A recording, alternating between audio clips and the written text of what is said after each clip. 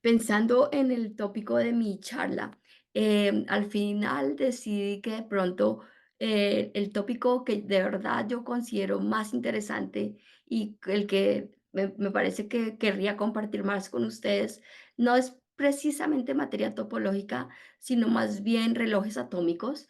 ¿Y cuál es la conexión? Ya la van a ver, pero creo que los relojes atómicos es algo que incluye no solamente topología, pero incluye muchas otras cosas, incluye mecánica cuántica, incluye em, em, gases ultrafríos, incluye muchas cosas que yo creo que pueden encontrar interesantes. Así que pues este va a ser el tema de mi charla. Yo sé que tenemos casi 2 horas, 1 hora primero y después otra hora, así que lo que quiero hacer es más bien como un conversatorio.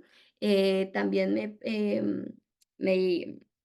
parte de las instrucciones era que podía utilizar parte de este tiempo hablando no solamente de física, pero de parte de mi carrera, explicar por qué creo que una carrera en física puede ser algo que lleva mucha satisfacción y puede ser muy interesante.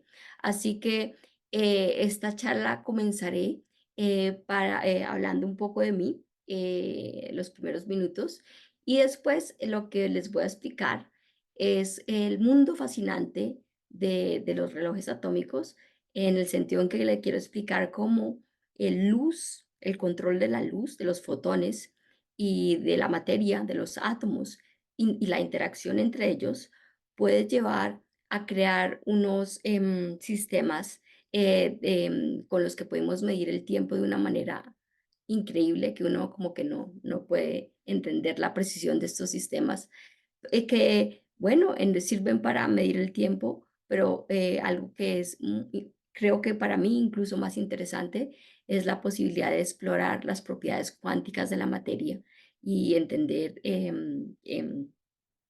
entender, bueno, muchas de las preguntas que todavía no sabemos resolver, tratar de encontrar respuesta a ellas.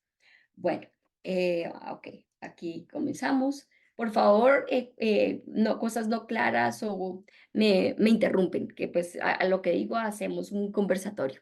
Bueno, comenzamos, aunque muchas gracias por la introducción. Yo voy a explicarles como un poquito sobre mi carrera. Yo soy Ana María Rey Ayala. Yo soy colombiana. Aquí está el mapa de Sudamérica, que me imagino que muchos de ustedes están familiarizadas con él. Y aquí está Colombia. Es un país muy bonito que tiene costas tanto en el Atlántico como en el Pacífico. Bueno, pues esta es como en grande Colombia, tiene montañas, tiene desierto, tiene unas playas muy bonitas. Yo nací en la capital, en Bogotá, está 2.600 metros por encima del mar, es decir, está en las montañas. Y pues lo que yo les quiero contar es que desde muy chiquita, mi colegio era un colegio de solo mujeres. La directora era la directora, la señora Elena Cano Nieto.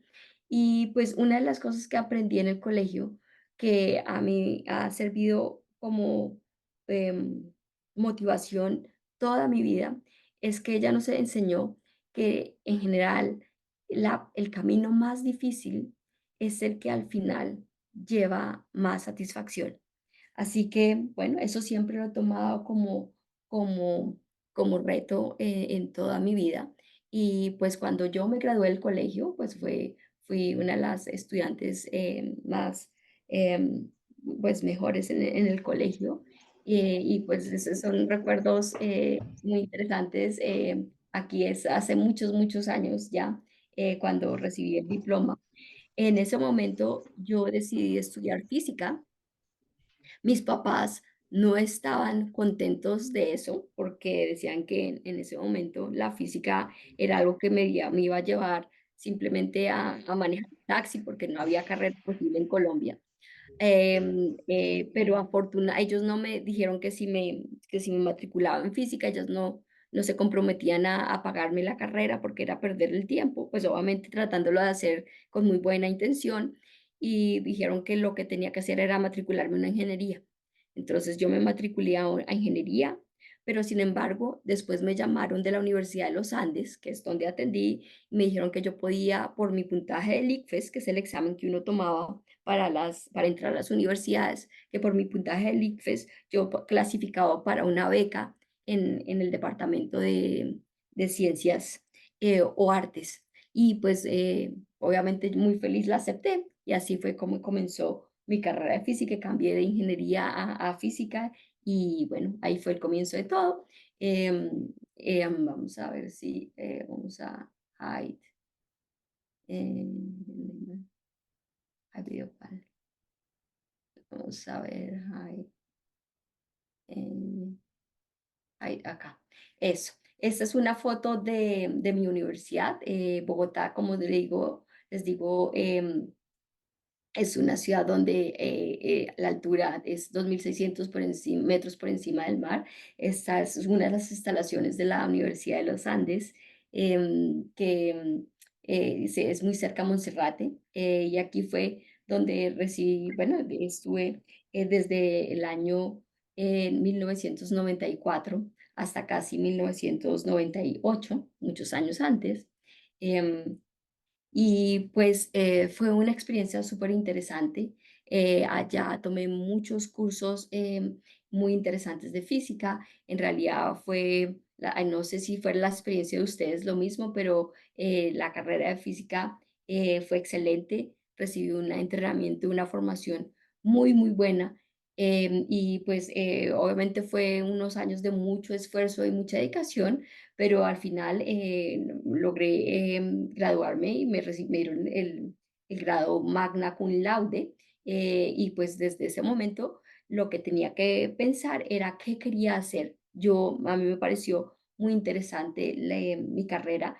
Mi tesis de doctorado fue en la propagación de la luz a través de agujeros negros, que fue un tópico bastante teórico, un poco abstracto, pero pues yo quería aprender un poco de la relatividad general antes de comenzar, eh, pues en algún momento de mi vida y sabía que después pues la probabilidad de seguir en relatividad general era muy baja. Pero en ese momento fue cuando tuve que tomar la decisión de qué hacer, porque en la Universidad de los Andes no había en ese momento la posibilidad de hacer un doctorado en física y había muchas limitaciones en Colombia. Así que lo que decidí fue aplicar a hacer un doctorado en los Estados Unidos. Apliqué a varias universidades y de las que me recibieron junto con mi pareja en ese momento fue la universidad en Maryland, en College Park. Así que fue una decisión de, bueno, dejo mi familia porque quiero explorar física y tratar de aprender más. Así que sí, fue rumbo a la universidad en Maryland, en College Park, donde llegamos en el año 2000.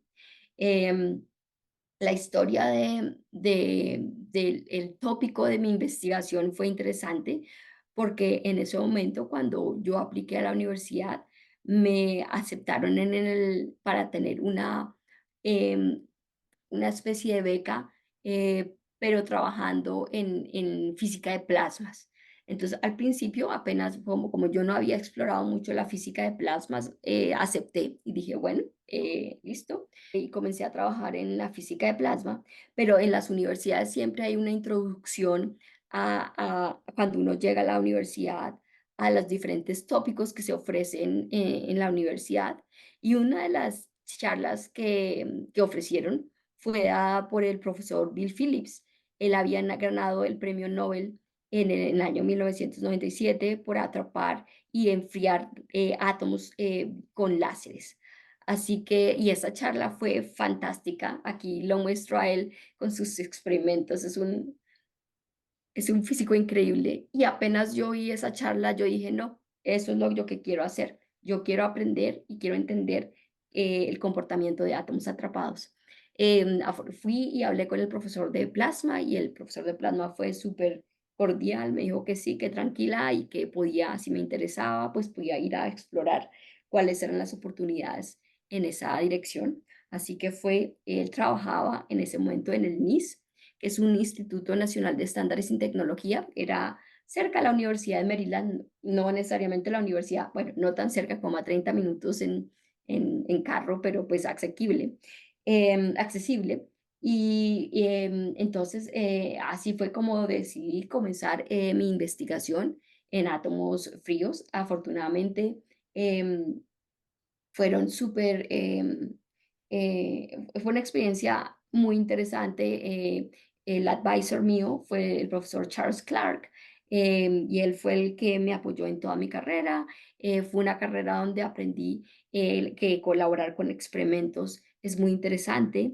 Obviamente siempre es un gran trabajo, toma tiempo, pero fue un tópico que a mí me fascinó y me ha fascinado toda la vida, como les voy a contar un poco. Yo simplemente, esto es como un resumen de esos pasos. Y pues sí, me gradué en el año de 2004, y mi tesis fue en átomos bosónicos en óptica látices. Lo interesante es que mi tesis fue nominada a participar en un concurso que hay en la APS, que es la American Physical Society, en mi división que es la división de física atómica y molecular. Yo apliqué, mi tesis fue seleccionada y tuve la oportunidad después de presentarla. Se seleccionan 4 personas y entre las 4 personas, las personas van y dar la charla en en la conferencia. Estas conferencias son en el verano. La conferencia fue en el verano del 2005 y fue a presentar mi trabajo. Fue una competencia súper interesante en el sentido en que yo era la única teórica, era la única mujer, la única latina.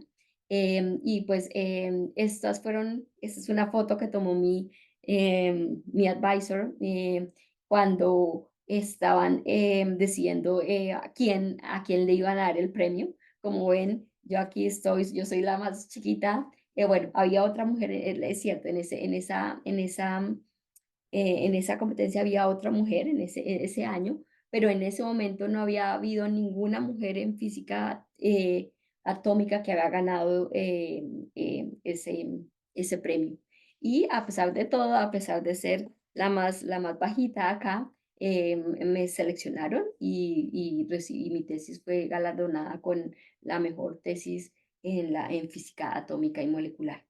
Gracias a eso, después me comencé mis estudios de doctorado, de postdoctorado en Harvard. Me ofrecieron una beca en ITAM, que es el Instituto de Física Teórica Molecular, y física, ITAM es Institute of Theoretical Atomic Molecular and Physics.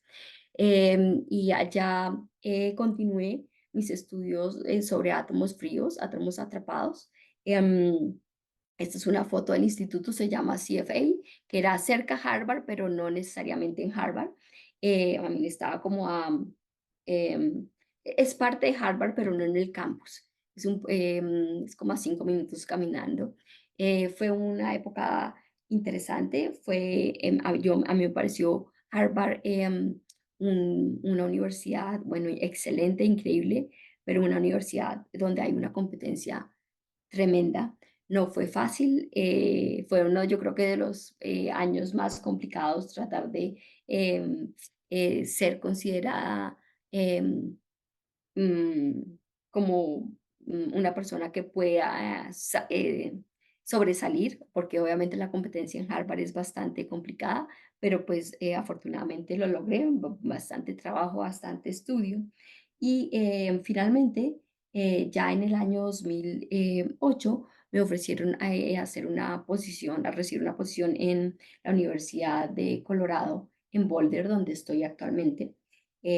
Aquí tengo yo trabajo en el Instituto del Gila de la Universidad de Colorado. Este Instituto del Gila es un instituto conjunto entre la universidad y el NIS, que es el National Institute of Standard and Technology. el mismo grupo, el mismo instituto donde yo hice mi PhD, pero aquí localizado en Boulder, Colorado. GILA es uno de los institutos más reconocidos en el área de física atómica y molecular. Tiene un área a Bogotá, si pueden ver las montañas son muy parecidas a las que yo les mostré, em, a las que mostraba en la universidad. Esta es la torre donde aquí está mi oficina en el campus de la universidad. Desde que entré tengo un grupo de estudiantes súper espectacular. Son un grupo, aquí una foto de hace un año creo, de mi grupo, donde es un grupo de PhD, estudiantes graduados y de postdocs que hacen mi vida bastante excitante, las discusiones son fascinantes. Em, Interesante, uno de mis primeros estudiantes, Michael Fosfai, fue también ganador del Demo Thesis Prize, el mismo que les mostré antes. Él recibió ese premio en el 2013, así que fue muy emocionante mirar cómo se continúa el legado y ver que pues fue también uno de los pocos teóricos que ha logrado recibir ese premio. Y ahora él está trabajando en una empresa de computación cuántica que se llama Continuum. No sé si lo han oído, es una empresa que utiliza iones para hacer un computador cuántico y es uno de los líderes en la parte teorética de esta compañía, que es bastante interesante. Y pues algo que ha sido muy importante en mi carrera es poder tener interacciones y colaboraciones muy especiales con experimentalistas. Aquí estoy mostrando una foto con Yunje, que es el que hace los relojes atómicos. Y pues tal como les voy a mostrar, ha sido una carrera muy interesante. Ok, si no hay preguntas, yo creo que en este momento ya como que resumo, sí, pues quieres comenzar a entrar en el área de los relojes atómicos, explicarles un poco qué es un reloj atómico, cómo funciona y bueno, seguir explicando un poco sobre lo fascinante que son estos sistemas. Bueno, entonces, bueno, todos sabemos que es un reloj, pues sabemos que un reloj es un aparato que utilizamos para medir el tiempo, es algo que hace tic y de una forma regular, y esos tics los utilizamos para medir el tiempo. Es decir, que un reloj en forma simple consiste en dos elementos indispensables, el que genera el ticking, es decir, el oscilador, y el contador que cuenta las oscilaciones. Y con eso utilizamos para asociarlas y medir el tiempo. Em, en el caso de relojes atómicos, la situación es idéntica. Tenemos en este caso de lo que oscila, es una fuente de una onda electromagnética, puede ser un láser, puede ser un microonda, y lo que cuenta las oscilaciones son los átomos. Lo interesante es que en el caso, por ejemplo, de relojes atómicos ópticos, es lo que les voy a explicar un poco, las oscilaciones son tan rápidas que ni siquiera los aparatos electrónicos más avanzados pueden lograr traquearlas, sino son solamente los átomos los que pueden lograr hacer esa labor. Así que son unas abren una ventana fascinante para tratar de utilizar estos átomos como unos contadores de las oscilaciones o osciladores electromagnéticas de una forma inimaginable. Eso es lo que voy a explicar un poco. Una de las aspectos muy importantes en los relojes atómicos es que están basados en la física cuántica y eso son los que los hacen un sistema único y muy remarcable para medir el tiempo, porque como conocemos unos relojes manuales que son hechos por manos humanas, tienen el problema que no van a ser iguales y pueden variar acá o pueden variar en otros países, así que son unas cosas, unos sistemas que no son universales. Por el contrario, el reloj atómico se basa en leyes fundamentales de la física que son idénticas acá o en China. Bueno, eso se basa en el hecho de que en los átomos los niveles de energía están cuantizados y toman ciertos valores específicos.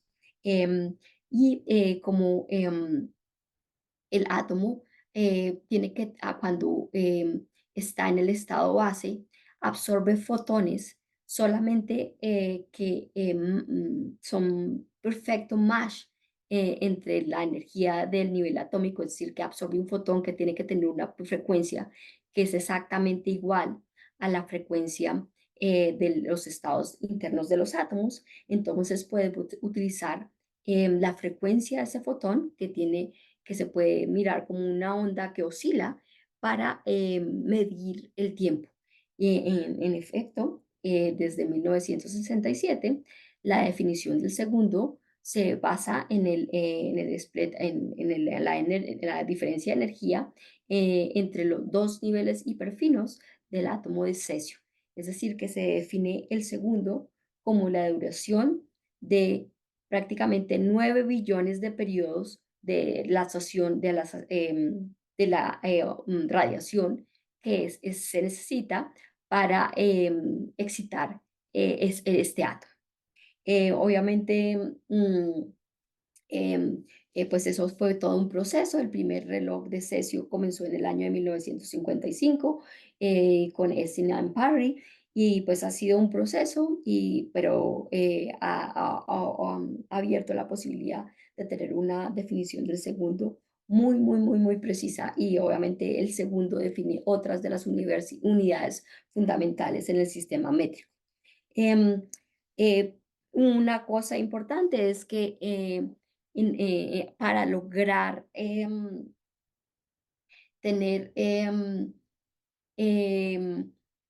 la precisión que es necesaria, ha requerido un esfuerzo de años, desde el primer reloj hasta, bueno, les voy a contar en unos segundos que el reloj de sesión no es el mejor de ahora, pero lo importante es que a través de los años se ve un progreso en la incertidumbre del reloj, es decir, qué tan bueno es y qué tan preciso es. Y pues desde el reloj de Essen, que perdía prácticamente un segundo cada 100 años, ha habido un progreso hasta los relojes de cesio, que son los que ahora se utilizan para estándares de medida, que muchos de ellos están, por ejemplo, en satélites y son parte del sistema GPS que tanto utilizamos para navegar, para muchas cosas, son esenciales. Pero lo que quiero mostrarles acá es que si se ven que ha habido una mejora en la incertidumbre del reloj hasta que el sistema se quedó estancado y solamente fue cuando se desarrolló el sistema de enfriamiento de los átomos, es cuando comenzamos a tener otra vez un progreso importante.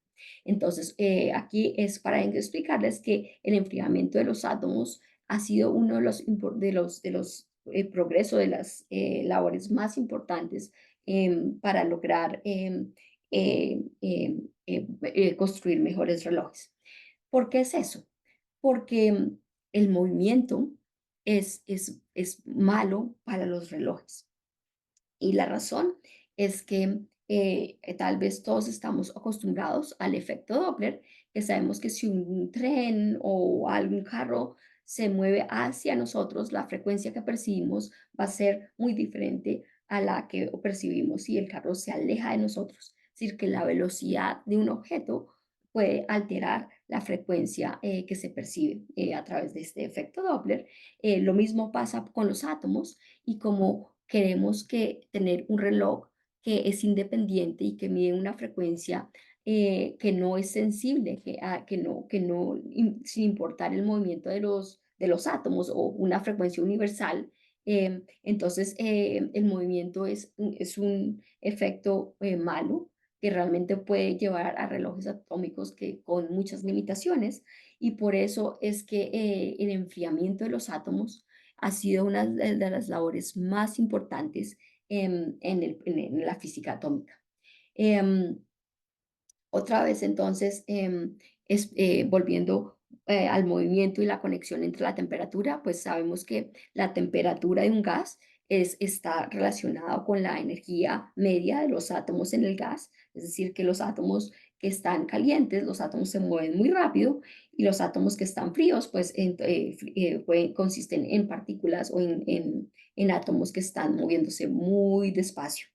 Y pues obviamente tenemos que utilizar el termómetro utilizamos termómetro para como una escala de temperatura, y simplemente quiero tratar de darles una idea de qué significa para nosotros átomos ultrafríos. Sabemos que a temperatura ambiente los átomos en el gas se mueven muy rápido, casi la velocidad del sonido, que son aproximadamente 300 metros por segundo.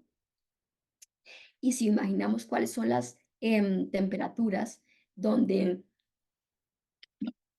que ocurren naturalmente en nuestro universo, que son las temperaturas más frías que nos podemos imaginar. Pues, tal vez todos pensaremos de la temperatura del universo exterior, y que es una de orden de unos pocos Kelvin. Y para hacer la conexión con los gases atrapados o con los gases, vemos que, por ejemplo, un sistema a esa temperatura es cuando la temperatura como el helio líquido se comienza a condensar, pero a esa temperatura todavía los átomos en el helio se mueven muy rápido, aproximadamente 90 metros por segundo, que es muy difícil de controlar. Y uno de los descubrimientos más importantes que han pasado que la física atómica ha logrado darle a la humanidad es la posibilidad de enfriar sistemas de átomos diluidos, es decir, con unas densidades que pueden ser 5 órdenes de magnitud más diluidas que el aire que vemos, a unas temperaturas muy bajas, entre 10 o 100 nanokelvin, donde la velocidad de los átomos puede ser tan baja como unos pocos centímetros por segundo. A estas condiciones podemos atrapar los átomos, manipularlos y llevar a bastantes progreso para la exploración de la mecánica cuántica, y con ella la creación de relojes muy precisos. Obviamente, eso fue ha sido uno de los realizaciones más importantes que la física atómica ha dado a la física, y fue reconocida con 2 premios Nobel, uno en 1997. Se fue dado a Stephen Chu, Cohen Tanucci y Bill Phillips. Si se acuerdan, al principio de mi charla, yo les hablaba de Bill Phillips. Ese fue la persona que me motivó y a introducirme a la física atómica. Y en el 2001 recibió Eric Cornell, Wolfgang Ketterle y Carl Weinman. Eric Cornell y Carl Weinman son también acá del GILA, donde yo trabajo. Wolfgang Ketterle es del MIT, y ellos recibieron el premio en el 2001 por la formación del condensado de Bose-Einstein. Entonces vamos a explicar un poco más qué es eso de condensación de Bose-Einstein, y qué es este proceso de laser cooling.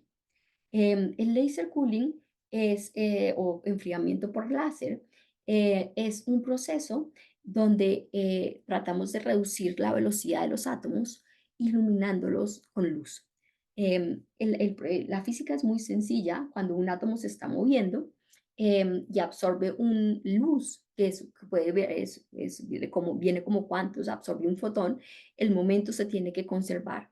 Entonces, la cosa es que si un átomo se está moviendo en esta dirección, si pueden verme, absorbe un fotón, como el momento se conserva, entonces los átomos van a recibir un kicking, una patadita en contra del movimiento en el que están, reduciendo la velocidad. Es decir, que a medida que los átomos absorben la luz, reducen la velocidad, y entonces a medida que reducen la velocidad, comienzan a volverse más fríos por la relación entre velocidad y la temperatura. Lo importante es que garantizar que los átomos que absorben la luz siempre están moviéndose en contra, y para eso se utiliza el efecto Doppler, porque la frecuencia en láser se hace un poco más menor a la frecuencia atómica, de tal manera que solamente cuando los átomos están moviéndose es en contra de uno, moviéndose en direcciones opuestas, van a absorber átomos moviéndose en direcciones, en la misma dirección del fotón, están no son resonantes y no se absorben. Entonces, ese es el proceso de laser cooling. Se aplican láseres no solamente en una dirección, pero en todas las direcciones, y como básicamente en ese proceso los átomos comienzan a enfriarse en todas las direcciones y llegando a temperaturas que son simplemente son bajas, pero sin embargo no son suficientes para alcanzar las condiciones necesarias para llegar a regímenes donde la mecánica cuántica es importante. La razón es que a pesar de que los átomos absorben luz en todas las direcciones, el proceso no llega a enfriarlos completamente, porque los átomos cuando absorben la luz no se quedan en un estado excitado, luego se relajan, y al relajarse emiten el fotón en direcciones arbitrarias, y hay como una especie de movimiento browniano que limita la temperatura a la cual podemos enfriar los gases, que está determinado por el tiempo de vida de los átomos, del estado excitado del átomo.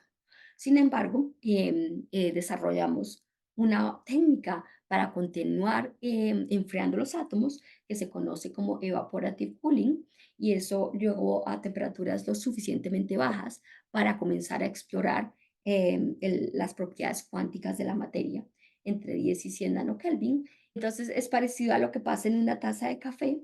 Las moléculas calientes se evaporan, y los átomos que quedan van a ser los átomos más fríos. Eso se hizo con los átomos atrapados, pero en el caso de, en vez de tener una taza, los atrapamos con campos magnéticos o con luz.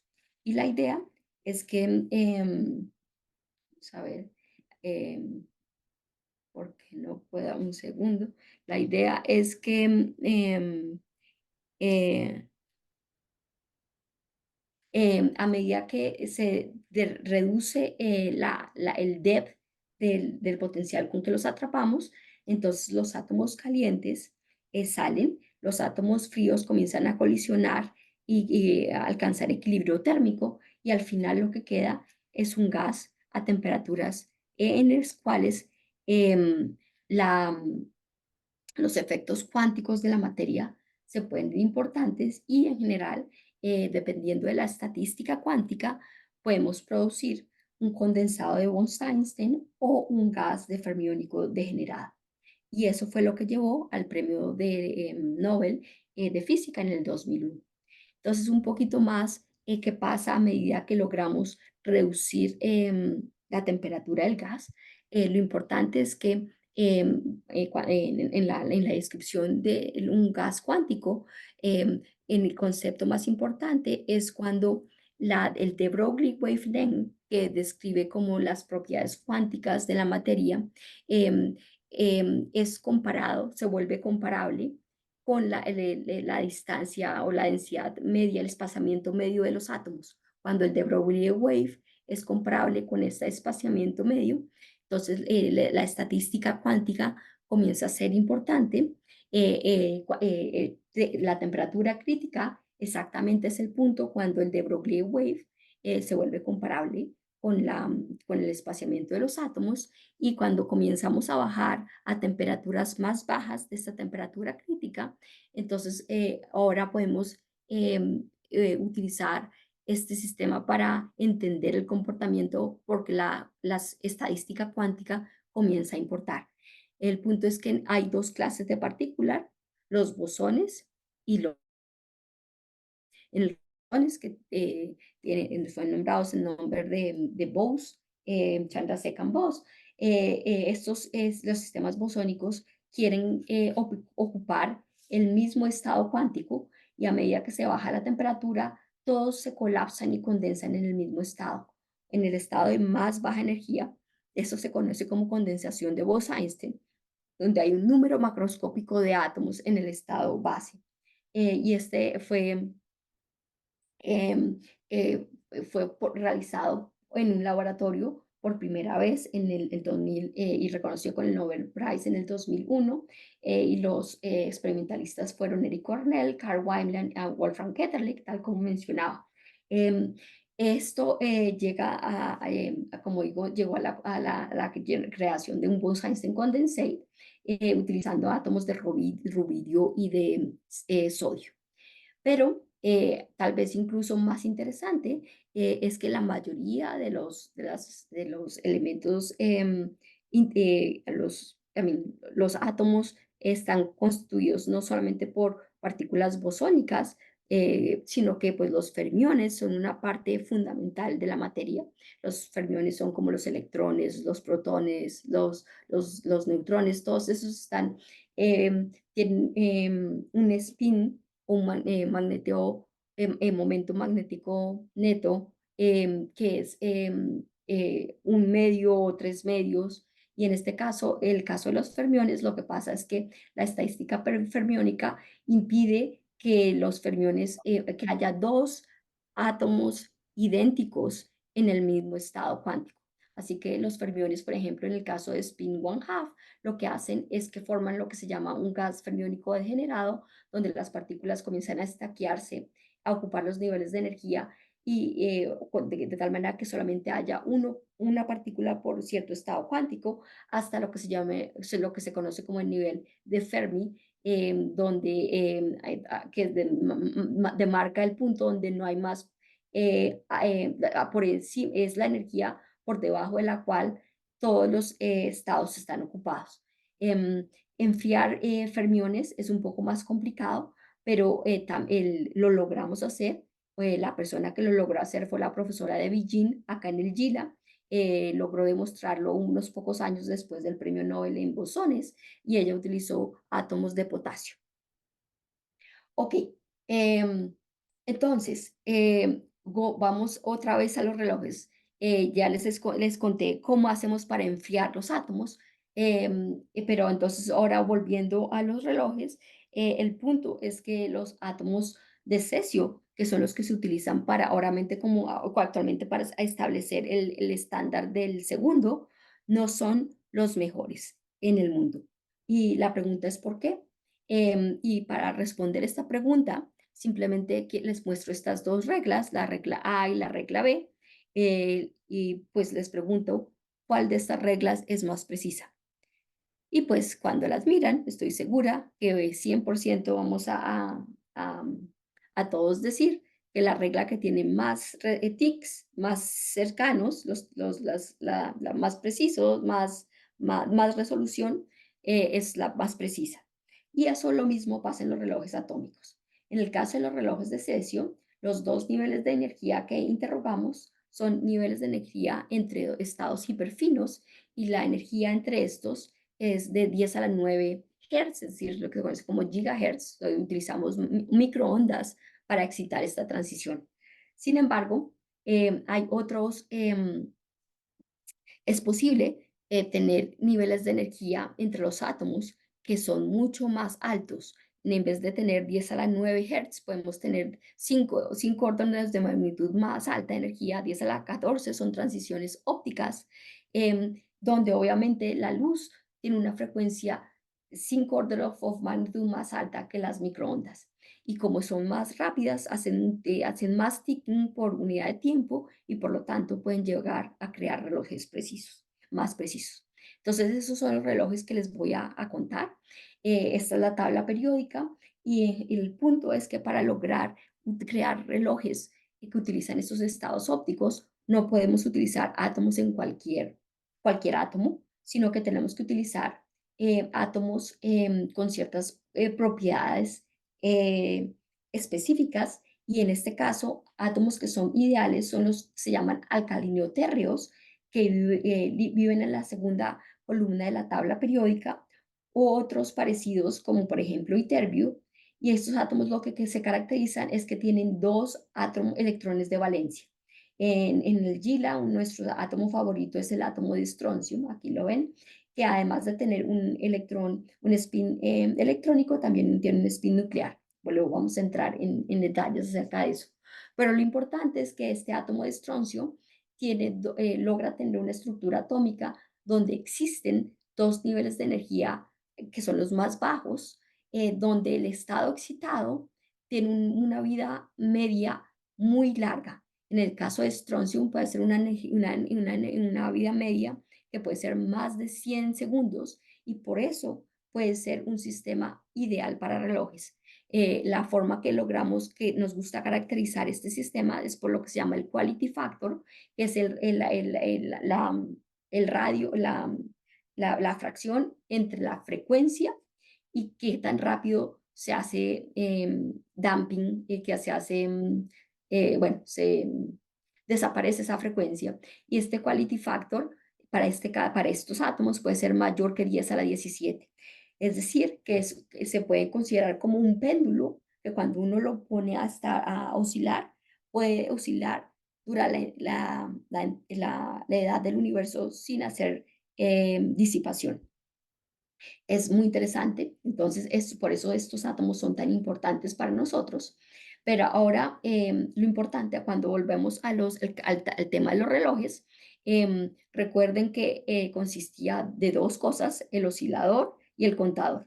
El oscilador en este caso va a ser un láser y el contador va a ser los átomos los que tenemos que enfriar, ya como les expliqué, pero también para evitar el movimiento los tenemos que atrapar.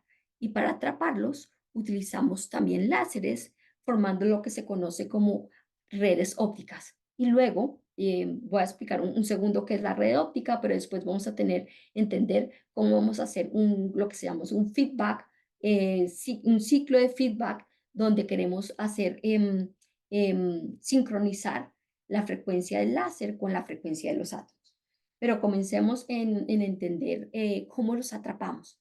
Los atrapamos a través de láseres, formando lo que se llama redes ópticas, que son cristales de luz. Básicamente la idea es que si tenemos dos ondas electromagnéticas que se están propagando en direcciones opuestas, interfieren entre ellas formando una, una onda estacionaria y el punto es que cuando iluminamos los átomos con esos láseres, la interacción entre la luz y los átomos genera un momento dipolar, un dipolo neto en los átomos o básicamente una fuerza que logra atrapar los átomos dependiendo de la intensidad de la luz y por eso es posible que los átomos sientan una energía muy alta en los sitios donde la luz es más intensa y por consiguiente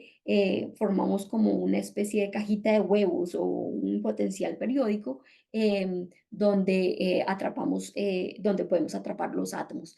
Este es un cartoon de una optical lattice en una dimensión. Los átomos quedan atrapados como una especie de pancakes y lo importante es que cuando iluminemos los átomos con láser, como el láser es perpendicular, a mí los átomos pueden moverse perpendicular al láser sin estar afectados por el efecto Doppler. Así que eso es una condición para atraparlos ideal. Se pueden mover vertical, pero no a lo largo del láser, previniendo el efecto Doppler. Entonces, tenemos nuestros átomos, que tal como les decía, son súper buenos, tienen un quality factor muy alto, pero también no, tenemos que atraparlos y tenemos que desarrollar láseres que puedan ser suficientemente buenos para utilizar, para tratar de utilizar el hecho de que los átomos tienen una coherencia tan larga.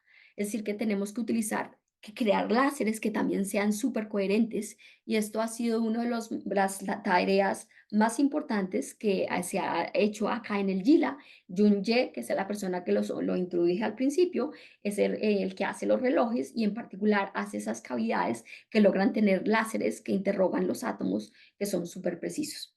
Em, Ahora, atrapamos los átomos en látices, tal como les mencionaba, así evitamos Doppler shifts, pero importante también es que tenemos que crear látices con una longitud de onda específica que permita tener un potencial igualitico para el estado base y el estado excitado, de tal forma que no perturbamos la transición cuando atrapamos los átomos con la luz. Y bueno, entonces ya tenemos las condiciones ideales para crear relojes súper precisos. Ahora la siguiente misión es tratar de sincronizar el láser con la transición atómica.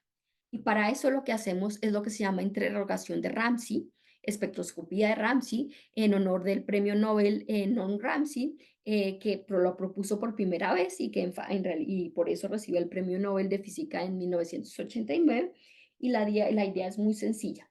Generalmente cuando tenemos un sistema de dos niveles en mecánica cuántica, una forma ideal de representarlo es a través de lo que conocemos como la esfera de Bloch, que es simplemente una esfera donde el polo norte y el polo sur corresponden a los dos estados, al átomo estando en el estado de base o en el estado excitado. Y cuando hay una superposición entre ellos, entonces se representa con un vector que está en una parte diferente de los polos. Entonces, la idea, por ejemplo, es que con un láser con frecuencia omega láser, iluminamos los átomos con una intensidad muy rápido. Los átomos tienen una frecuencia de la transición es omega cero y básicamente lo que queremos medir es la diferencia entre la frecuencia del láser y la frecuencia de la transición. Entonces, la idea es que si aplicamos este láser por un tiempo corto y lo que hacemos es que creamos una superposición entre el estado base y el estado excitado, aplicamos el láser por un tiempo donde comenzamos a transferir población del ground and excited state y cuantificamos la población entre estos dos, la transferencia y cuántos átomos hay en el estado excitado por este ángulo teta, que se llama el área del pulso, de tal manera que, por ejemplo, si teta es igual a pi half, entonces creamos una superposición donde está igual el número de átomos en el estado base y en el estado excitado. Entonces eso se hace solo con un pulso muy rápido, creamos esta superposición y lo importante es que luego la apagamos, pero un marco que está rotando con el láser, si la frecuencia del láser y la frecuencia de los átomos no son iguales, los átomos van a sentir como una especie de campo magnético que es generado por esta diferencia y van a comenzar a adquirir una fase em, que es diferente entre el ground state y en el estado excitado, que corresponde en esta esfera de Bloch a tener una rotación en el plano S1. Entonces, lo importante es, básicamente, tenemos un campo magnético a lo largo de la dirección Z, por ejemplo, y entonces, en presencia de ese campo magnético, el spin va a comenzar a precesar en una dirección perpendicular al campo magnético, adquiriendo, y esa precesión va a tener una información de esta fase delta, que es la que queremos medir. Así que después de un tiempo, tau, volvemos a generar otro pulso que para transferir esa fase que adquirimos a población. Y después medimos cuál es la población de los átomos en el estado excitado. Y eso va a oscilar a medida de este tiempo tau o a esa función del detuning y creando lo que se llama una Ramsey fringe. Y la idea es que la fase de esa Ramsey fringe me permite determinar el detuning y por lo tanto saber qué tan bien está mi láser sincronizado con la transición de fase, de la transición de fase, la transición, la frecuencia de transición y el contraste, obviamente me va a decir qué tan coherente es mi proceso eh, y em, en ese momento que eh, podemos tratar de entender medir cuál es la frecuencia del láser y comenzamos a tratar de hacer este feedback loop. Veo que estamos 7:53. Esta es como la introducción a la espectroscopía cuántica. En la siguiente hora, lo que quiero comenzar a explicarles es qué pasa. Esto, todo lo que he estado explicado es, en este caso, es un átomo o n átomos, pero todos no interactuantes. Lo que quiero comenzar a explicarles en este segundo parte después es cómo las propiedades many body del sistema, de muchos cuerpos, van a poder ser exploradas utilizando los relojes. Pero pues por ahora, en este momento quisiera parar por unos segundos o por unos minutos y hacer preguntas, recibir preguntas hasta esta parte. Es perfecto. Entonces, terminamos la primera parte describiendo cómo funcionan los relojes y pues describiendo cómo se comportan en el caso de átomos no interactuantes o en el caso pues de un solo átomo. Comentamos que, bueno, entre más átomos lo que logramos interrogar, la señal va a ser mejor porque la señal escala como el square root of el número de átomos, es decir, entre más átomos, mejor vamos a poder medir la señal del reloj. Pero el problema es que los átomos en el reloj no son transparentes, los átomos colisionan y entonces el problema es que entre más átomos ponemos en el reloj, vamos a estar teniendo problemas con la precisión del reloj, porque el problema es que la presencia de átomos y las colisiones va a modificar la frecuencia que queremos medir. Esta es una foto de Jung-Ye, el relojero, el que hace los relojes, y su pregunta de cómo hacer para lograr satisfacer de estas dos posibilidades. Tener hartos átomos en el reloj, pero evitar las colisiones. Y la idea que él tenía era utilizar fermiones. Vamos a explicar un poco cuál era la idea detrás em, ¿por qué fermiones?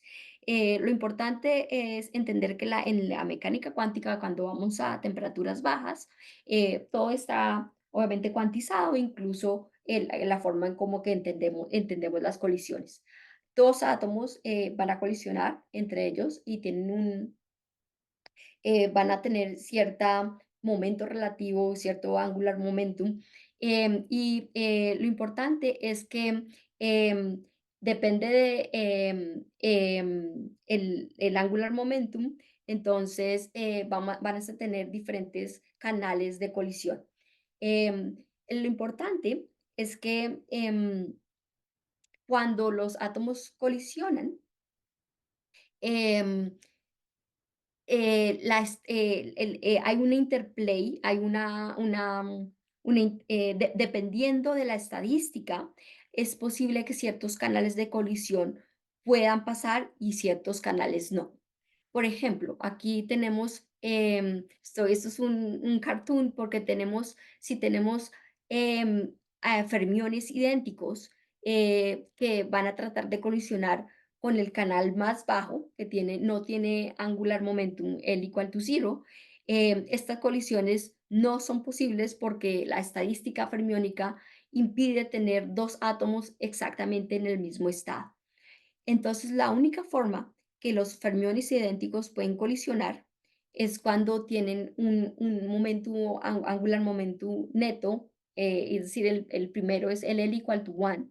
En este caso pueden colisionar, pero como veo, como trato de mostrar en este cartoon, necesitan una energía para lograr hacer la colisión. No pueden pasar a temperaturas cero, a temperaturas muy bajas. Es decir, que esta clase de colisiones son suprimida cuando la temperatura es baja y en particularmente a las temperaturas del reloj estaba esperado que estas colisiones no fueran importantes.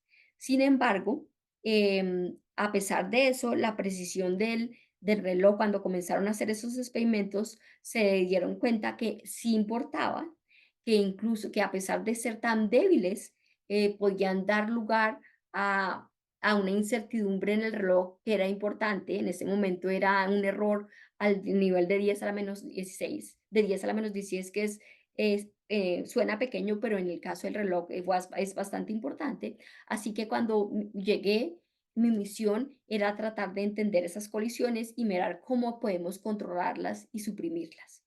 Em, entonces, para lograr hacer eso, la idea fue modelar qué pasa con las colisiones en uno de los pancakes del optical lattice. Yo les mostré que los relojes los atrapamos con luz en optical lattice, en este caso de una dimensión, y no existe velocidad, los átomos están confinados perpendiculares al láser, pero en el plano, en los planos, en ese plano perpendicular, sí pueden moverse.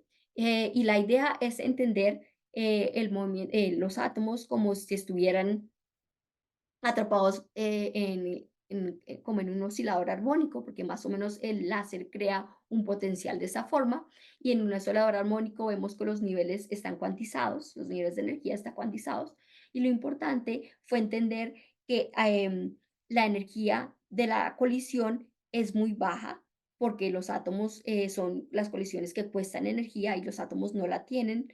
En cambio, lo único que pueden hacer es cambiar el estado de spin. Entonces los átomos están en los niveles de energía cuantizados, ahí van a quedarse sin moverse porque las colisiones no pueden hacer que cambien los niveles de energía, pero lo único que pueden hacer es que cambien el spin de up and down porque eso no cuesta casi energía. Cambiar el estado de movimiento cuesta energía, pero no cambiar el estado del spin. Entonces lo que hicimos es modelar este sistema como si fuera un sistema de átomos atrapados en una especie de potencial, pero de energía, y tratamos de modelar cuál es el efecto de las colisiones en este contexto, que se reduce simplemente un spin model donde el movimiento no entra. Si están interesados en detalles, después los puedo explicar mejor, pero la idea es que la predicción teórica era que la con la que se modifica la colisión dependía la diferencia de átomos en el estado excitado menos el estado base. Es decir, y esta diferencia de energía la da el primer pulso cuando estábamos mirando el Ramsey Spectroscopy, explicaba que el primer pulso es el que controla cuántos átomos se transfieren del estado base al estado excitado. Entonces, esta es como mide el número de la fracción de excitación y vemos que la frecuencia, la modificación del ticking del reloj es lineal con eso y logramos operar el reloj en un punto donde la modificación era cero y con eso logramos evitar la importancia de las colisiones en el reloj. Y en efecto, ya en el año del 2014 logramos producir un reloj en el átomo de stroncio que era 1000 veces mejor que el reloj en el átomo de cesio. Es decir, que la forma que mi colega Junye le gusta caracterizar este reloj es un reloj que no gana o pierde de un segundo en un periodo de 15 billones de años, más o menos la edad del universo. Y pues lo importante es enfatizar, tal como les había dicho al principio, que parte del progreso es gracias a la colaboración cercana entre el experimento y la teoría. Entonces, fue ese entendimiento conjunto de lo que estaba pasando en el reloj lo que llegó a lograr a tener este clase de progreso.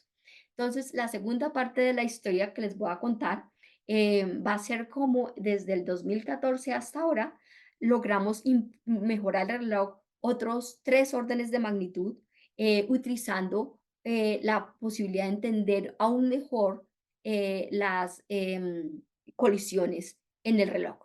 Y interesantemente, con este nuevo em, control, logramos medir por primera vez lo que se llama el gravitational redshift en una muestra de tan solo 1 milímetro. Es lo que les voy a explicar en las siguientes transparencias. Lo importante, el mensaje que quiero transmitirles es que el reloj atómico abre una posibilidad muy grande, muy interesante en tratar de entender el comportamiento de muchos cuerpos, que son como el al corazón de materiales altamente correlacionados. Cuando uno entiende o trata de entender por qué los materiales altamente correlacionados son tan complicados, es porque en estos materiales hay un interplay, como una competencia entre los grados de libertad orbital, los grados en el caso del reloj, son los dos estados del reloj. El estados de spin, que en el caso del reloj van a ser los estados de spin nuclear, que también que podemos utilizar y les voy a contar un poco en unos momentos. En el caso de strontium, esos grados nucleares pueden llevar a tener hasta 10 niveles en el estado base y en el estado excitado. Y también la posibilidad de hacer átomos que son completamente neutros, como comportarse como si fueran átomos con carga, y eso lo hacemos a través de láseres. Y entonces eso es lo que les voy a explicar un poco cómo hacemos. Voy a comenzar con el caso de cómo tratamos de hacer los átomos neutros que se comporten como si fueran partículas cargadas.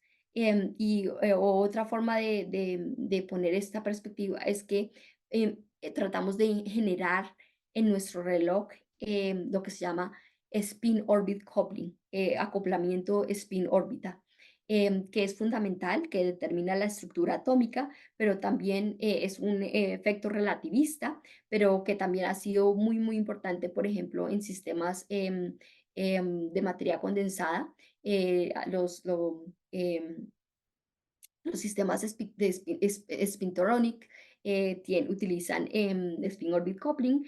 El caso de sistemas de topological insulators, esos también se basan en muchas condiciones en tener un alto grado de tener spin orbit coupling, y en general un candidato muy interesante que ha estado hasta el momento no se lo ha logrado realizar, pero que es uno de los grandes holy grails en el campo de materia condensada, es mirar cómo se ponen materiales topológicos, topological insulators, muy cerca a un superconductor, y se predice que de pronto pueden llegar a formar lo que se llama Majorana particles, que pueden ser ideales para la computación cuántica con protecciones topológicas.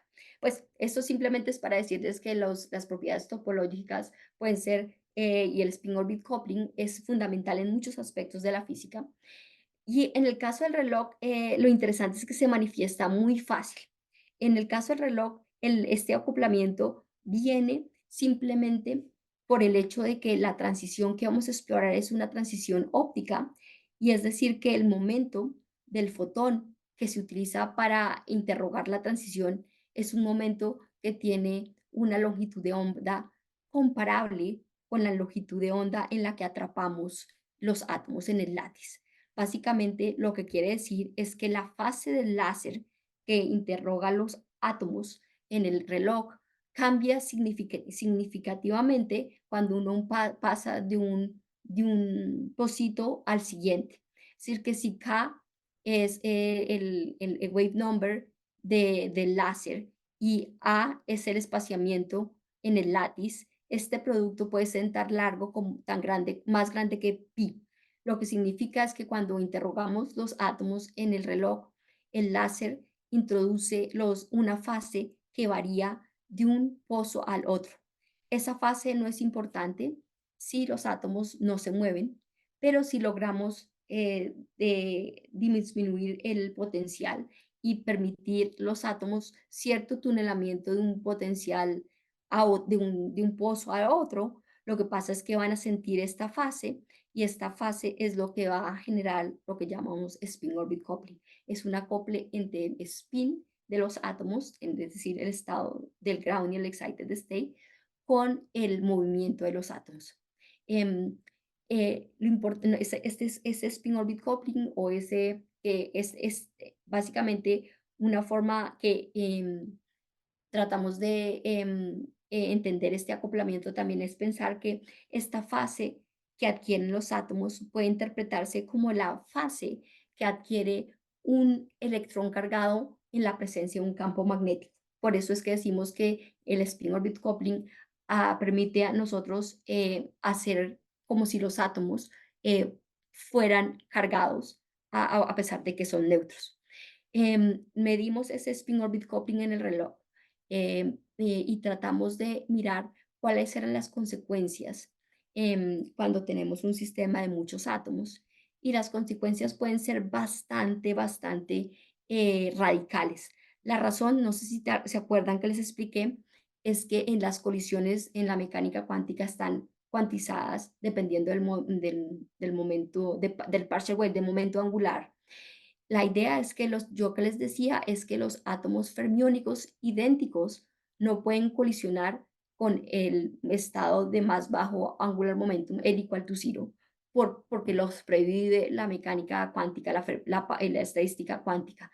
Sin embargo, si tenemos fermiones no idénticos, y eso pasa cuando utilizamos el láser para interrogarlos y los fermiones pueden conocer esta fase.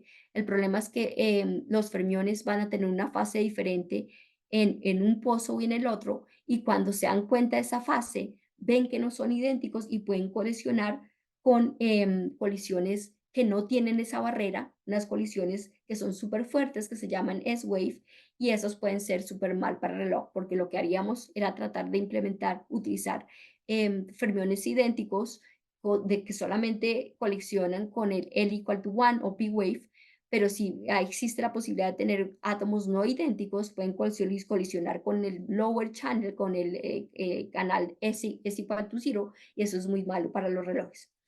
Pero simplemente lo que hicimos fue la estrategia de voltear el reloj y en vez de ponerlo horizontal, ponerlo vertical y ahora permitir que la gravedad nos venga a rescatar.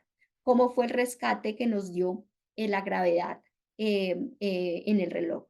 Lo que pasa es que cuando ponemos el reloj vertical, ahora es un cartoon, esta es la dirección Z, es decir, que tienen que ver, y esto es como la potencial, la látiz que siente el estado base y el estado excitado.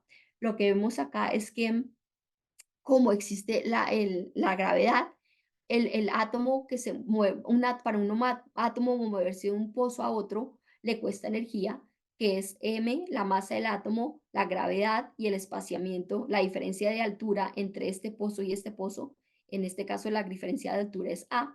Entonces, lo que pasa es que cuesta energía, los átomos no quieren moverse y eso se puede matemáticamente ver en el hecho que los estados base los eigenstates, no los estados bases simplemente, pero los eigenstates de los átomos moviéndose en un potencial lineal de presencia de un látiz, se vuelven lo que se llama Warner-Stark states, que son estados que son localizados, incluso cuando la potencial no es no es no es muy alto. Obviamente, si tenemos un potencial súper alto, como teníamos antes, los átomos no se van a mover porque les cuesta mucha energía. Pero si logramos reducir el potencial, si el potencial es horizontal, los átomos van a comenzar a delocalizarse, pero si el potencial es vertical, va a costarle energía a los átomos moverse, incluso con látices que no son muy profundas, bastante shallow, bastante no profundas. La wave function de los átomos es relativamente localizada. Em, entonces, operar el reloj en esta forma vertical, lo que llamamos nos da una ventaja en todos los aspectos.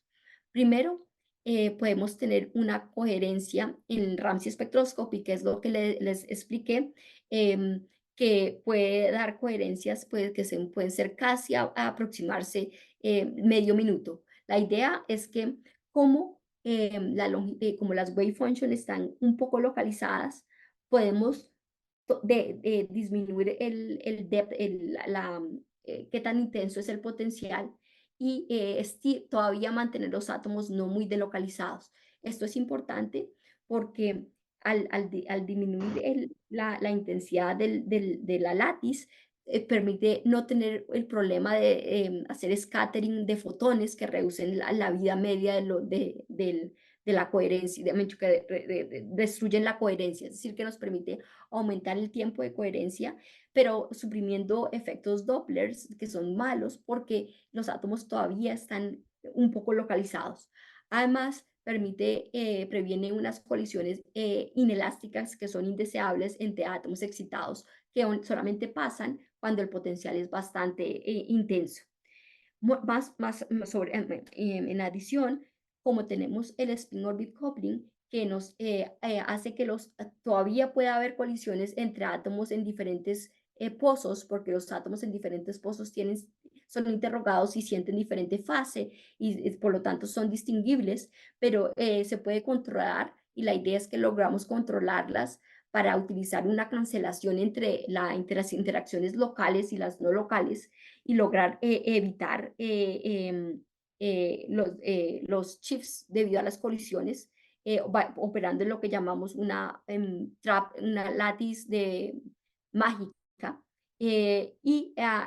permitiéndonos tener oportunidades interesantes desde el punto de la many body, de la física de muchos cuerpos. Entonces, otra vez, lo que hicimos fue operar el reloj vertical y lo que hacemos es que las interacciones locales las vamos a cancelar con las interacciones entre átomos en pancakes. Los átomos en pancakes tienen interacciones que son S-wave y en principio mucho más fuertes, pero como la localización es bastante, entonces el overlap es poco y logra suprimirlas a un nivel consistente con las interacciones que pasan dentro de los pancakes, dentro de un solo pancake. Y por ejemplo, la teoría predice, que esta es la línea azul, que operando un látiz de más o menos 12 recoil es la energía que tiene el átomo, la energía cinética de un átomo cuando absorbe un fotón que crea la látiz, vemos que cuando la teoría predecía que si se operaba a un lattice depth más o menos de 12 recoils, lográbamos cancelar lo que se llama el density shift o la cancelación del ticking del reloj, de la modificación del ticking del reloj por las colisiones. Y en efecto, el reloj vio eso, hizo mediciones y vio que su ticking se cancelaba operando en estas lattice depths y suprimiendo este efecto por orden de magnitud no vio ninguna modificación por 10 horas al nivel de 10 a la menos 21 fractional uncertainty y logrando operar a tiempos tan largos como casi medio minuto. Em, y esto entonces fue lo que le permitió el reloj por primera vez medir lo que se llama el gravitational redshift, el corrimiento al rojo debido al potencial gravitacional. Si se acuerdan, Einstein predijo hace muchos años que relojes a diferente altura van a tener un ticking diferente. En general, un reloj que está más alto en el potencial va a ser un ticking más rápido que el reloj que está más bajo. Y esta diferencia en el ticking de los relojes, la fractional frequency, corresponde en el caso de la Tierra, la gravedad, la gravedad de G, que es la aceleración gravitacional sobre la Tierra. H es la distancia entre los dos relojes que tienen la diferencia de frecuencia y C es la velocidad de la luz. Este número corresponde a 10 a la menos 19 cuando la distancia H es 1 milímetro. Es un número realmente chiquitico. En el año 2010 utilizando relojes iónicos que solamente operan con un solo ión. Un experimento logró medir la diferencia en 30 centímetros. Pero lo que logramos hacer por la precisión desarrollada en el reloj es lograr reducir esta distancia a 1 milímetro. Estas fueron las medidas donde el reloj comparó el ticking en una parte del reloj a otra parte del reloj por un número de también como de 10 días y midió que la diferencia entre el ticking entre estas dos partes es consistente con lo que esperamos que de 10 a la menos 19 corrección que pasa en la Tierra y exactamente eso fue lo que midió el reloj. Gracias a ello pudieron observar por primera vez este efecto y fue publicado como cubierta en el magazine en Nature. Pero entonces, pues eso es algo ya que yo encuentro bastante fascinante y para mí no solamente el hecho de que se pueda realizar esta precisión, estas medidas tan precisas, pero mostrando que de verdad esto es una oportunidad única para comenzar a explorar el mundo cuántico que me parece totalmente fascinante. Em, si comenzamos a ver cuáles son cuáles han sido los efectos de la mecánica cuántica hasta ahora en nuestro día a día, podemos concluir que la revolución cuántica ha sido importantísima. Los transistores, los láseres, los GPS, todo eso se han logrado desarrollar gracias a que hemos entendido la mecánica cuántica, es decir, que realmente muestra la importancia de esta entendimiento, pero el punto es que estamos llegando a un momento donde vamos a estar limitados por la tecnología clásica, porque vamos a estar operando en condiciones donde realmente todo comienza a ser regirlo completamente por el mundo clásico, no en el mundo semiclásico. Y por lo tanto, es importante entender. Por otro lado, es muy complicado porque entender el mundo cuántico es muy difícil porque, como sabemos, en el mundo cuántico existe la superposición y es interesante que en la mayoría de los estados que consideremos interesantes, la superposición juega un papel muy importante y por lo tanto, para entender un sistema, necesitamos, en principio, no sabemos si exactamente eso es completamente cierto, pero en principio necesitamos eh, explorar un número significante de los posibles estados en los que puedes tener el sistema, que incrementa de una forma exponencial. Si tengo, por ejemplo, un sistema de tres pozos y quiero distribuir en ellos seis partículas y cuento de cuántas formas yo las puedo distribuir, pues uno puede contar y ver que hay 28 formas, pero cuando aumenta solamente por 10 estos números, se ve que el número de formas que puedo tener va a ser el número de Avogadro, es casi tan grande como es muy complicado y por lo tanto esto es muy difícil para un computador clásico, pues no puede almacenar tanto número de estados que se necesita para entender el comportamiento del sistema cuántico. Así que, pues, lograr entender la complejidad cuántica es un reto muy importante que tenemos y porque es muy difícil. Em, pero, pues, la idea, lo que mira, queremos explorar es que tal vez si logramos utilizar estos relojes, podemos entender el mundo cuántico y con esto podemos, nuestro, lo que queremos hacer es tratar de empujar o tratar de mejorar nuestro entendimiento de la mecánica cuántica y especialmente avanzar en cuatro direcciones importantísimas que son la posibilidad de utilizar sistemas artificiales donde podemos desarrollar materiales que no ocurren en condiciones normales, pero que operan en situaciones un poco adaptadas o en situaciones adaptadas que nos permite, por ejemplo, mejorar lo que podemos encontrar en sistemas naturales. Por ejemplo, la idea es si podemos construir sistemas de superconductores que logren tener superconductividad a condiciones ambientes. Eso sería muy interesante. Obviamente queremos crear computador cuántico, que es un computador que opera con elementos cuánticos de por sí y por lo tanto puede sobrellevar o no estar limitado por el número de estados tan grande que tiene que almacenar un computador clásico, porque en el sistema de cuántico ocurren naturalmente. Queremos tratar de mirar cómo podemos utilizar la mecánica cuántica para entender las propiedades fundamentales de la materia y tratar de entender cuestiones que todavía no entendemos, como la conexión entre la relatividad general, por ejemplo, y la física cuántica. Ya hicimos un progreso pequeño en medir los gravitational redshift, pero obviamente hay preguntas todavía abiertas y la idea, pues, obviamente es desarrollar sensores que sean súper, súper, súper precisos. Y creo que los sistemas de relojes atómicos permiten abrir una ventana para explorar todos estos diferentes sistemas y que es bastante interesante.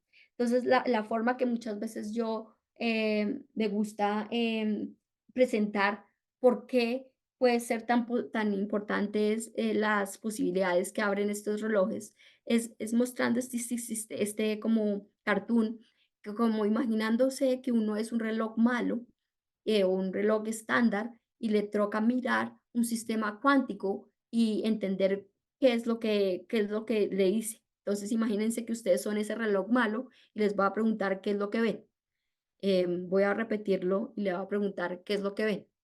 Seguramente van a decir, no, pues no sabemos, es muy borroso, no podemos entenderlo.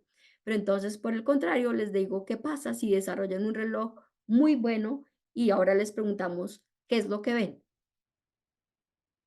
Otra vez les pregunto, qué es lo que ven? Perdón, acá. eh, ah, Ok, de pronto en la audiencia, no sé si está para todo el mundo claro, pero para mí, yo veo que cuando tengo un reloj bueno, puedo ver que el átomo que estaba pasando era un átomo de hidrógeno, mientras que cuando tenía un reloj malo, no podía ver nada. Entonces, esa es la idea, como que el reloj me va a permitir descifrar dentro de ese complejo de sistemas many bodies los estados y los espectros de energía que necesito para entender cuál es el comportamiento de de estos sistemas. Y ya más o menos una pequeña ventanita, cómo estamos haciendo eso, a pesar de que los relojes anteriores que les mostré operaban en un látiz unidimensional y tenían temperaturas de unos cuantos microkelvin. La nueva generación de relojes opera con todos los grados de libertad cuantizados, es decir, opera en un reloj que es en una 3D. En 3D existe un potencial, una red óptica que confina un átomo por pozo, como vemos aquí, hay un átomo por cada pozo, y estos sistemas han llegado a tener una sensitividad que está aproximándose a los 10 a la -21, que es bastante interesante. Y la idea es que estamos tratando de utilizar estos relojes como si fuera para emular el comportamiento de electrones en sólidos. Aquí el potencial es un potencial hecho por luz. En los sistemas de estado sólido, el potencial es hecho por los iones que existen, las iones, los centros iónicos que existen en el cristal. Y en vez de tener nuestros electrones, que son los que, si es, en este caso el espaciamiento es de orden de angstroms. En cambio, en el caso de los relojes atómicos, el espaciamiento va a ser de orden de micrometers, porque lo que crea el potencial es luz óptica.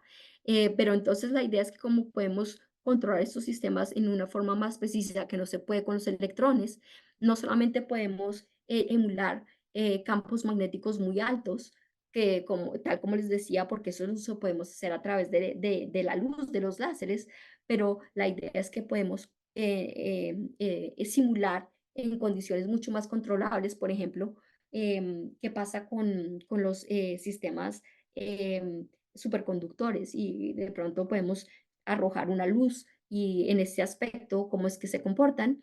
Y de pronto en estos 5 minutos que me quedan, contarles un poquito más de incluso enriquecer las simetrías que encontramos en sistemas de estado sólido, ir, por ejemplo, a condiciones que pueden ser más interesantes para energía la física de altas energías. Por ejemplo, podemos explorar nuevas simetrías como simetrías de SU3 que se encuentran, por ejemplo, en el caso de la cromodinámica cuántica, pero extenderla no solamente a SU3, pero a SU10, que por ejemplo es lo que tenemos en el caso del reloj. Em, sí, pues básicamente lo que pasa es que en los átomos del reloj, además de tener el grado, el momento angular orbital de los electrones, existe el del núcleo y en principio son diferentes estados que puede tener el átomo.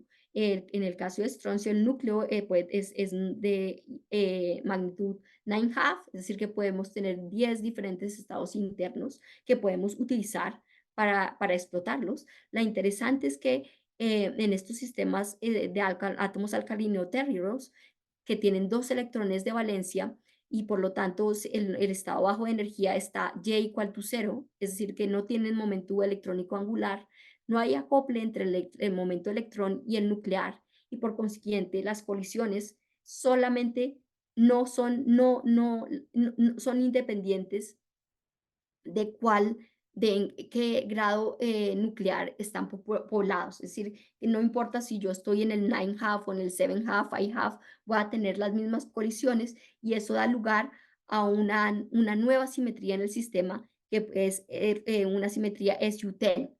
Y tal como esas simetrías SUN tienen consecuencias remarcables en estados cuánticos, tal como mostrada, son fundamentales en quarks, que tenemos los diferentes colores de los quarks que tienen una simetría SU3 y pues puede ser una forma de comenzar a explotar esos sistemas, puede ayudarnos a tener una expansión basada en el número en 1/n, a pesar que n es el número de estados internos, que puede ser una forma de expandir incluso en condiciones donde las interacciones son fuertes y nos puede permitir nuevos estados de la materia, tal como el premio Nobel en el 1916 fue otorgado a propiedades topológicas de la materia. Y la idea es que con esto tenemos que la posibilidad de explorar sistemas, por ejemplo, que exhiben una simetría de Sutton y tienen propiedades topológicas muy interesantes. Por ejemplo, predijimos que podemos ver y producir en principio en esos sistemas lo que se llama un spin liquid, que es como el hermano del fractional quantum Hall effect y que puede tener aplicaciones, por ejemplo, en correcciones, error correction, posibilidades que son inmunes a los ruido local porque tienen propiedades topológicas.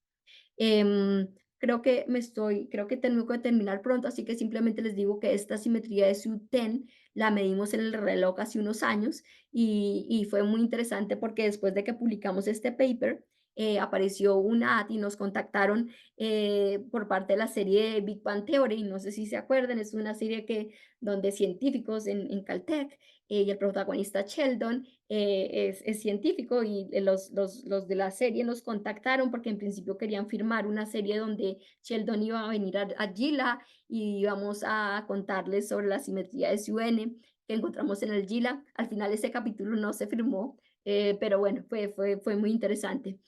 Aquí entonces simplemente un resumen del progreso que hemos tenido en los relojes. Comenzamos, tal como les dije, cuando yo llegué al Gila, comenzamos entendiendo las colisiones los relojes y entender cómo se podían controlar. Luego exploramos que los átomos alcalino-telluros tenían estas propiedades SUN de colisiones que son casi exóticas. Logramos medir estas colisiones en el reloj, simularlas y controlarlas, medir en el reloj estas simetrías de que se propusieron en el 2010.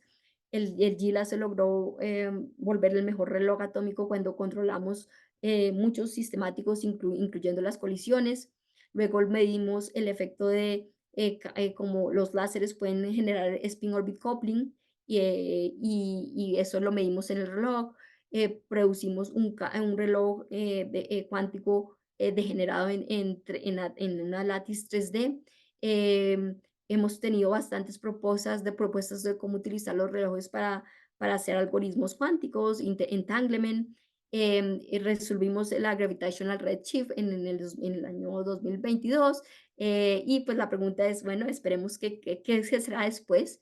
Nuestro más interesante objetivo es lograr operar con átomos en el reloj que estén enredados. Si los átomos son independientes, nos dan una signal to noise que está limitada por las propiedades clásicas a square root of n, pero si logramos enredar los átomos, esperamos mejorar la precisión a 1/n. Estos son estados que se llaman de spin squeezing y la idea es que esperemos que podemos hacerlo. Es muy difícil, pero pues la idea es que en pronto vamos a estar preparados para lograr hacer estos relojes que operan, que son más precisos, tal como ven, no es tan Brody como los sistemas clásicos, pero más precisos por el entanglement, el enredamiento.